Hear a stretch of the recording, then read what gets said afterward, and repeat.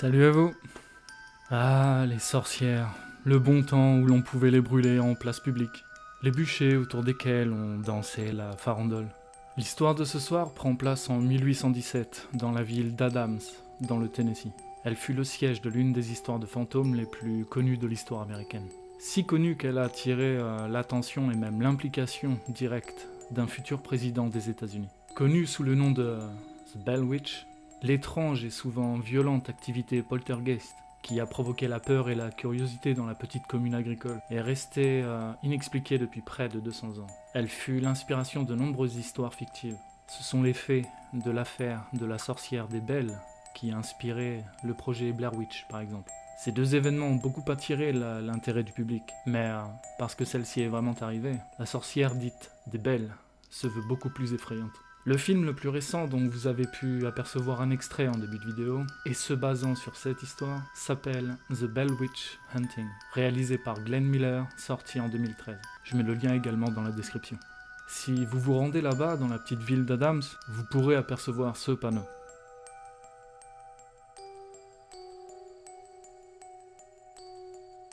La sorcière des Belles, qui elle est, ce qu'il s'est passé, on en parle ce soir. Moi, c'est Anthony, et vous êtes bien sûr Histoire 2.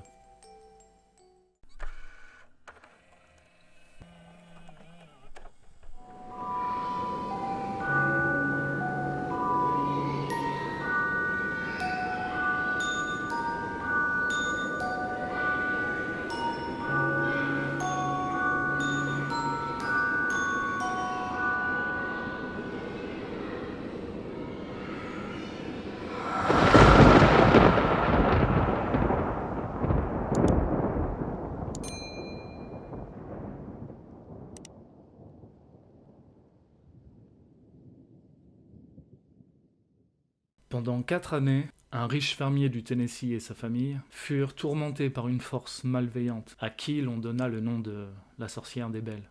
Cette étrange affaire commença par une série d'apparitions qui n'avaient pas nécessairement de lien entre elles. Un jour, John Bell, le chef de famille, tomba sur un chien à l'allure singulière dans son champ de maïs. Saisissant son fusil, il tira, mais il ne put trouver trace de l'animal.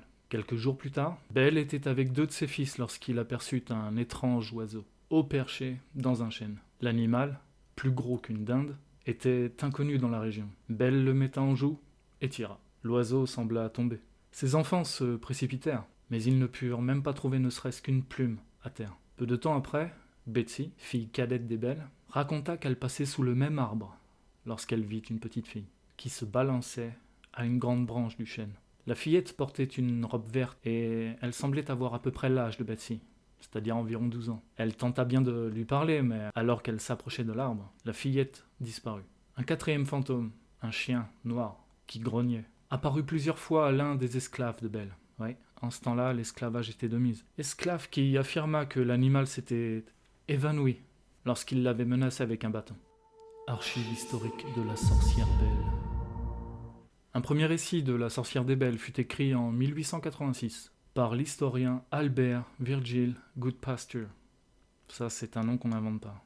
Dans son livre L'histoire du Tennessee, il y a écrit en partie: un événement remarquable qui a attiré un large intérêt a été lié à la famille de John Bell, qui se sont installés près de ce qui est maintenant Adam Station, vers 1804.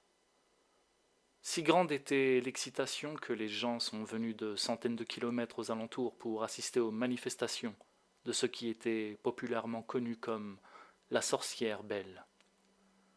Cette sorcière était censée être un être spirituel ayant la voix et les attributs d'une femme. Invisible à l'œil nu, elle pouvait malgré tout tenir des conversations et même serrer les mains de certaines personnes. Les phénomènes qu'elle provoquait étaient véritables et apparemment conçus pour ennuyer la famille.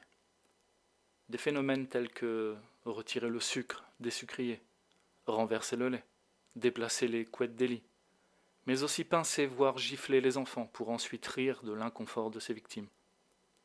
Au début, elle était censée être un bon esprit, mais les événements qui ont suivi, ainsi que les malédictions qu'elle a jetées, ont prouvé le contraire.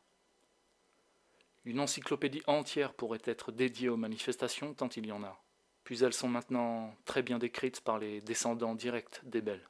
Que tout cela s'est réellement produit ne sera ni contesté, ni rationalisé. Qui était la sorcière des Belles?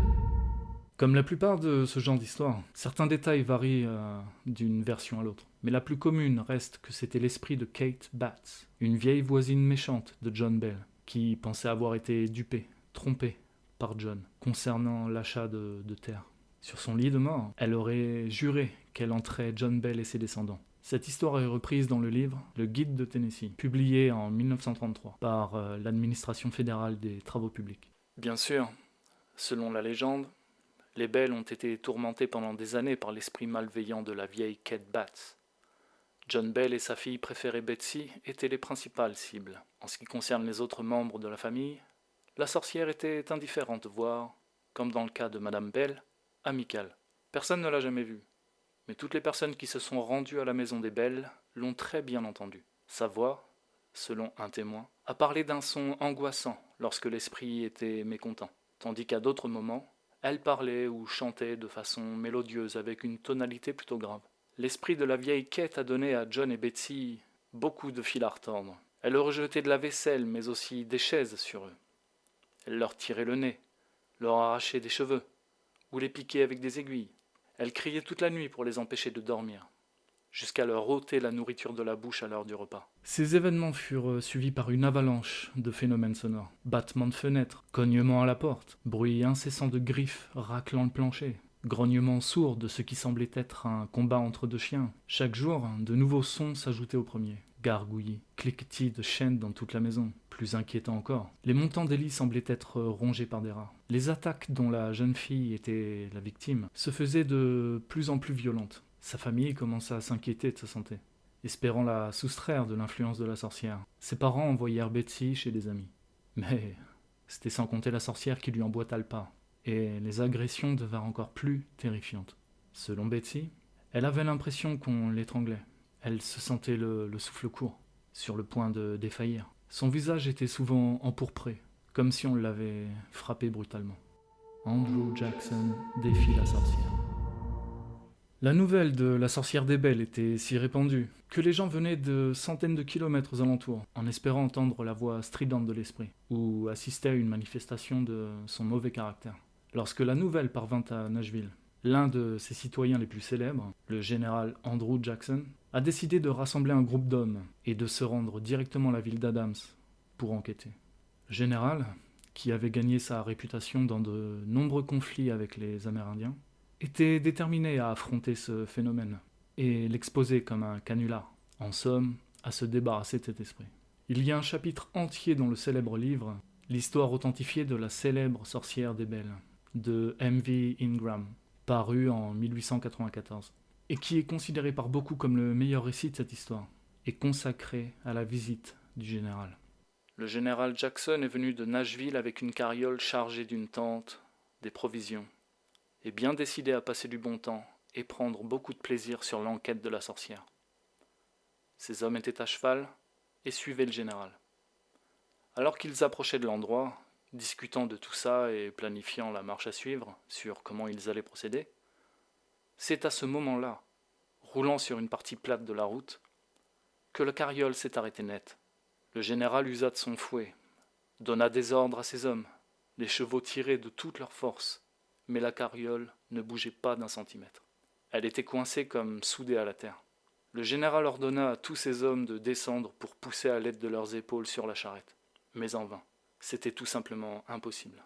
Chacune des roues fut enlevée, une par une, puis examinée, mais ont très vite été jugées conformes, tournantes facilement sur les essieux. Le général Jackson, après quelques instants de réflexion, se rendant compte qu'il était dans le pétrin, a levé les mains en s'exclamant « Par l'Éternel, mes garçons, c'est la sorcière ». Puis, le son d'une voix métallique aiguisée, semblant provenir des buissons, se fit entendre et disait « Très bien, général, laissez le chariot avancer. Je vous reverrai à la nuit tombée. » Les hommes abasourdis regardaient dans toutes les directions pour voir s'ils pouvaient découvrir d'où provenait cette étrange voix. Mais ils ne trouvaient aucune explication logique. Les chevaux ont alors soudainement commencé à avancer de leur propre chef et le chariot se mit à rouler aussi léger qu'une plume. Le général attaqué. Selon certaines versions de l'histoire, Jackson a effectivement rencontré la sorcière des Belles ce soir-là. Betsy Bell a crié toute la nuit à cause des pincements et des gifles qu'elle recevait de la sorcière. Et les couvertures du général ont été arrachées aussi vite qu'ils pouvaient les remettre. Et tous ces hommes ont été giflés, pincés, ainsi que leurs cheveux tirés, et ce, jusqu'au petit matin. C'est à ce moment-là que le général et ses hommes ont décidé de fuir la ville. Le général aurait dit qu'il préférait combattre les Britanniques dans la Nouvelle-Orléans plutôt que de combattre la sorcière des Belles. Le décès de John Bell. Les tourments de la maison Bell continuèrent pendant des années, aboutissant à l'ultime acte de vengeance du fantôme sur l'homme qu'elle accusait de l'avoir trompé. Elle a pris la responsabilité de sa mort.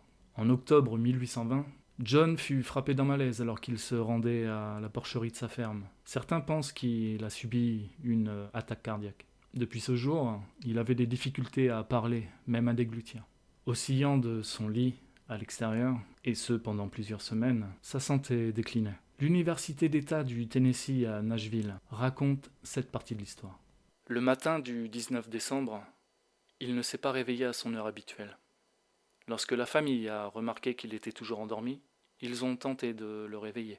Ils ont découvert que John était dans un état de stupeur et ne pouvait être complètement réveillé. John Jr. est allé à l'armoire à pharmacie pour obtenir les médicaments de son père et a remarqué qu'ils avaient disparu, mais qu'il y avait à la place une étrange fiole. Personne n'avait connaissance de cette fiole. Un médecin fut appelé à leur domicile. La sorcière aurait alors commencé à narguer la famille en clamant qu'elle avait placé elle-même la fiole et en avait donné à John pendant qu'il dormait. Le contenu de la fiole fut testé sur un chat et il s'est avéré que le produit était très toxique.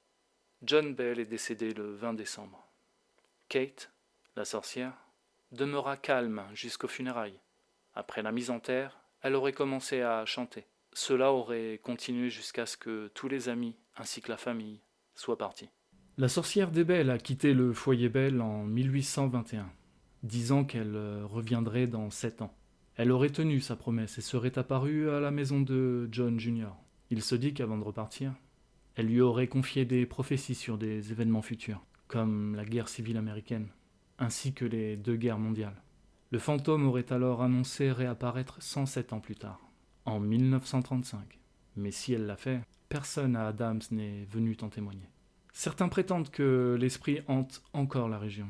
Sur la propriété autrefois détenue par les Belles, se trouve une grotte, qui est depuis connue sous le nom de la grotte de la sorcière des Belles. Et de nombreux habitants prétendent avoir vu des apparitions étranges du côté de la grotte, ainsi qu'à d'autres endroits de la propriété. Objet de spéculation. L'Odyssée de la famille des Belles a fait l'objet de bien des spéculations au fil des années, car c'est là un exemple exceptionnellement riche et complexe d'activités paranormales. D'une part, il semble certain que les principaux phénomènes aient effectivement eu lieu. En fait, des douzaines de personnes en furent témoins, y compris de nombreux étrangers dont l'objectivité paraît incontestable. Betsy et John Bell, les principales victimes, furent examinés par le médecin de la famille, qui ne trouva aucune explication à leur souffrance. Pendant un temps, on soupçonna Betsy de ventriloquisme, mais le médecin plaça un jour sa main sur la bouche de Betsy, alors que la voix parlait, et constata ainsi que ce ne pouvait être le cas. Dans le monde où vivait la famille Bell, une petite bourgade pétrie de religion, perdue à la campagne, au début du XIXe siècle, 3 explications seulement étaient possibles. Tous ces événements ne pouvaient être l'œuvre que de soit un imposteur, soit du démon, soit d'un fantôme. De l'avis des villageois, la sorcière des Belles était une sorte de combinaison des 2 derniers.